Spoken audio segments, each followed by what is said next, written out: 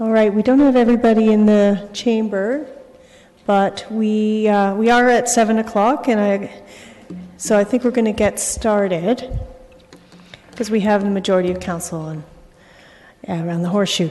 So welcome to the Planning and Strategic Initiatives Committee. Today is a public hearing, and so it's a formal public meeting to consider an application under the Planning Act. If a person or public body that would otherwise have an ability to appeal a decision of the City of Kitchener to the local planning appeal tribunal, but the person or public body does not make oral submissions at the public meeting or make written submissions to the City of Kitchener before the bylaw is passed, the person or public body is not entitled to appeal the decision. All right, so we have one planning matter to consider tonight, and we're going to have Mr. Craig Dumart provide a 5-minute PowerPoint presentation, and we also have Mr. Pierre Chauvin in the audience to be able to answer any questions. All right, Mr. Dumart. Okay, thank you. Good evening. Tonight I'm here to speak to application 30 CDM 18207, which proposes a vacant land planted condominium at 280 Tallgrass Crescent. So the purpose of tonight's meeting is to serve as a statutory public meeting required under the Planning Act. 280 Tallgrass Crescent is located at the intersection of Tallgrass Crescent and Thomas Lee Drive, with frontage and access off of Tallgrass Crescent.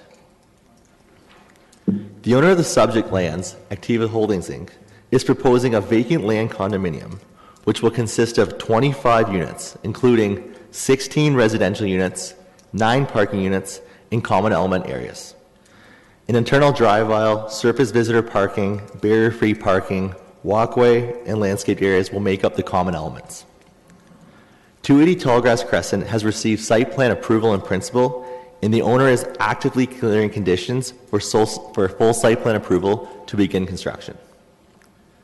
This residential development, consisting of 4 multiple dwelling buildings with a total of 16 residential dwelling units, is permitted on the lands as per the policies in the official plan and the regulation in the city's zoning bylaw.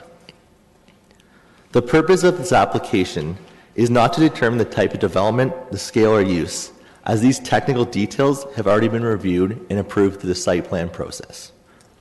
Rather, the purpose of this application is to permit the individual ownership, so the tenure, of each of the residential units and the individual ownership of the parking units. The proposed development conforms to provincial, regional, and city plans. It is compatible with the surrounding land uses and represents good planning. As such, staff recommend that draft plan of condominium 30 CDM 18207 be approved subject to the conditions outlined in the staff report. If there are any questions, I'm here to answer them.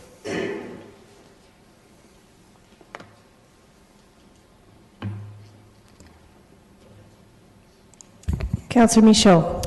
Thank you. I just have one question, and this is in the copy here. All 3 units adjacent to Blair Creek Drive and Thomas Lee Drive, that would be Unit 8, 9, 11, must have provision for an air conditioning system. Why is that? I've never heard of having specifics like that. Is there...